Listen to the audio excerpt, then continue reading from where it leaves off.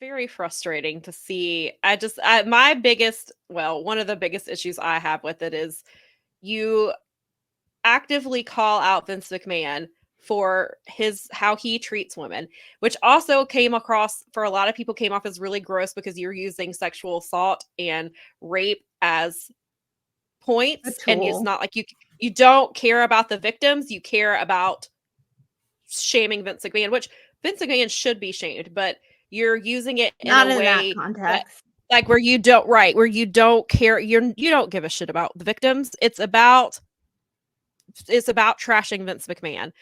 Then you literally weeks later turn around and sign Ric Flair to a multi-year deal. This man is a serial sex pest. There are stories upon stories about him out there. We just had the Dark Side of the Ring episode that aired where it came out what happened with him and the flight attendant. She sought legal action against him. So this was a really serious thing that he did, and at the time he was originally supposed to be on AEW television with Andrade, and because that episode came out, they backed off, and so Tony waited until he thought it died down, and then brings him back under the guise of, oh, this is for Sting. I brought Ric Flair for Sting. This is his gift, and now he has a multi-year contract.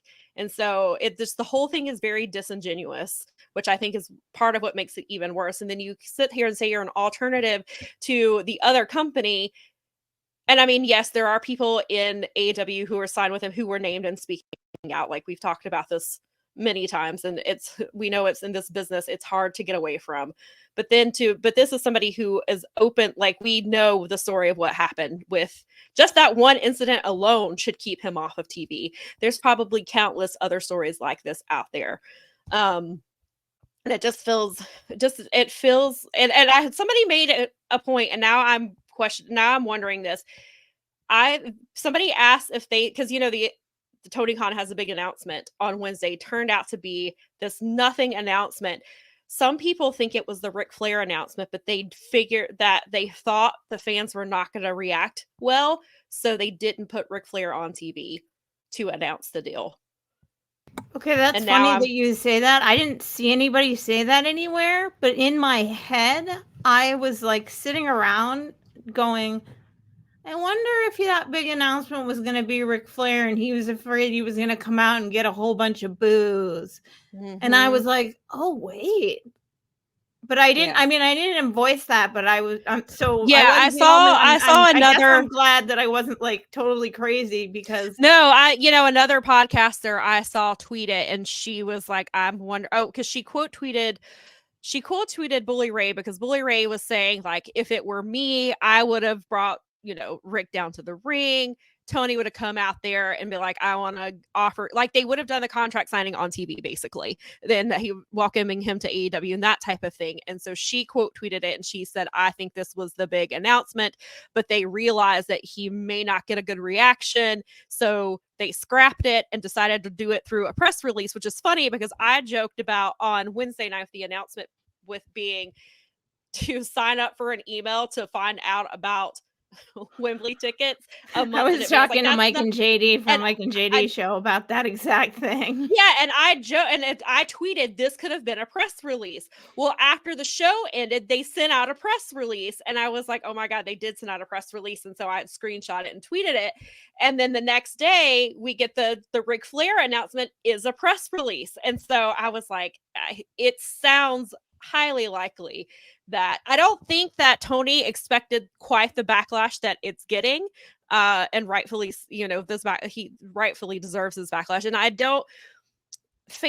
we've talked about it. We've talked about how fans treated Vince McMahon because he's the Mr. McMahon character, and so when he's like, those people cheered him when he came out on TV last year and acted, and they were like, some of them were like bowing to him and doing all this obnoxious shit because they don't care. And so I feel like we're going to see similar stuff with Ric Flair. People in the arenas who are either not online or just don't give a shit because he's Ric Flair, they're going to woo, they're going to cheer him. I mean, I do think he's going to get some boos depending on where he's at. Probably not in the Carolinas because this is Flair country and people will woo for anything. They've done it just waiting on ROH shows to start. Somebody will woo, and then the rest they do of it at freaking baseball games and hockey games. Yeah, I mean, so, here around this region, it happens at sporting events, or I mean, it's almost like, I mean, if you're in the Northeast, you can get a Yankees suck chant going anytime, anywhere. Like, it's almost like that with the Ric Flair thing. I mean, no, that's not a joke either. Trust me. If you want to get a Yankees suck chant started, do it in the Northeast. Oh, I can imagine. Anywhere you can do it, any public space, it'll happen. But yeah, so I mean, I'm not naive enough to think that people are gonna like just boo. Like, he's not gonna get the treatment that I think he deserves. He should be booed out of the building, but I know that's not gonna happen, and I know that people are gonna treat him like Vince McMahon. They're gonna cheer for him. They're gonna act like he's just because of who he is. Or they're going to treat him as the Ric Flair character, which the Ric Flair character is not very far off from the man himself. Yeah. But I do think, because Tony is so online and is really invested in what fans think, I think he expected some backlash, but I don't think he expected just all around. Like, maybe it's just the people I follow, but I saw so many people who were really annoyed by this signing, and it was all for the same reasons, and they were like, I can't believe he would do this, and they were like, this is just, there's no reason for it. And like, I didn't see any people like applauding it. Well, there is one journalist the person who asked if Io would wrestle Taylor Swift had tweeted, and by the time I saw it, he deleted it, but he said that all these people say that they would boycott AEW would interview Ric Flair if given the chance. I will tell you right now, if I was given the chance to interview Ric Flair, I would not do it. And I saw a lot of people who quote tweeted before he deleted it. I saw Sean Ross Sapp, saw several other people. They're like, no. I mean, and there's some cases where you have to, like we've talked about that, but if they have the option to, they're not going to choose to interview him, and I would absolutely turn that down. There's an entirely separate situation. Sean Ross Sapp is his boss. He chooses who he interviews. Right. If somebody is like on a network and they are obligated to do interviews, it is their job to, and they blame Ric Flair, they do the interview and that's it. Well, if Sports Illustrated has the opportunity to interview Ric Flair, they're not going to turn that down. Yeah. Justin Massaro, Garrett pointed out to me that it made Variety, which was, I was like, okay, so this, it is a big, it's a big deal to some people. I guess it'll get eyeballs on the show for it. Just what it does for me is it's because the consistency has been gone and we've been like we've been having the losing the plot conversation and things like that. It just chills. It chills my enthusiasm for, especially with like a pay-per-view coming up during a time when it's hard financial times and the holidays are coming and there's a lot going on in my life. Sure. It dampens my enthusiasm for wanting to fork that $50 over at this time, maybe. And for sure. And seeking out additional content made by the same company.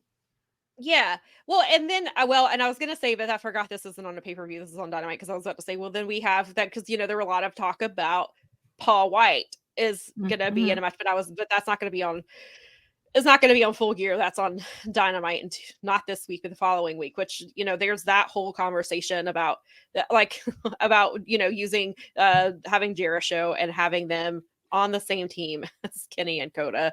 And like, but it's after such a, people were already upset with Tony with the way, like, and that's the conversation, like the Dynamite show has had the conversation, and so have other people, that even hardcore fans who have been there since day one, like you and I, that they don't like the product. They don't like what's being put out on TV. They like certain things here and there, but overall they're down on the product, which is, that's a problem. And then obviously there's declining ratings, declining attendance, and signing Ric Flair is not going to move tickets. I mean, it might move a few, but this man's not selling out arenas. He hasn't done that in 20 years.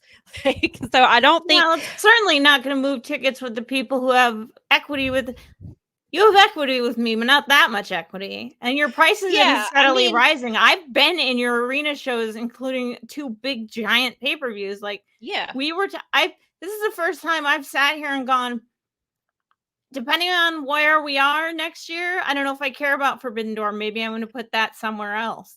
Yeah, and like I said a few weeks ago, like if AEW comes to Charlotte or Greensboro, I want to go because if Sting is on either, like I want to see Sting one last time. I haven't seen him since he was in TNA, but now knowing that Ric Flair might be there with him, and probably if they come to Charlotte, I expect Ric Flair to be on the card, and that doesn't make me want to buy tickets. Yeah, and this is that market, and like Nikki said, this happens, at the wooing happens at concerts around here. So they expect that will be a situation where they're in Charlotte and or Greensboro. They're going to put Ric Flair on those cards, expecting that type of response and thinking that, and he thinks that's going to be okay. And I was talking to somebody and I even talked to Nikki about this when the signing happened. And then I was talking to somebody else about it. This signing is a pure fanboy signing. Tony signed him because childhood Tony loved Ric Flair, and he signed him because he can. Now it turns out that maybe also because he didn't have to fork over as much money because of the energy drink stuff. And so he just looked at this as he cares about nothing else in this situation. This is a purely Tony decision. He just did it because he can and because he's a fanboy and he wanted to. And then he's going to use when fans woo, he comes to places like Charlotte and fans do the woo and they give him a good reaction, he will use that as justification for his signing, is what I think he's going to do.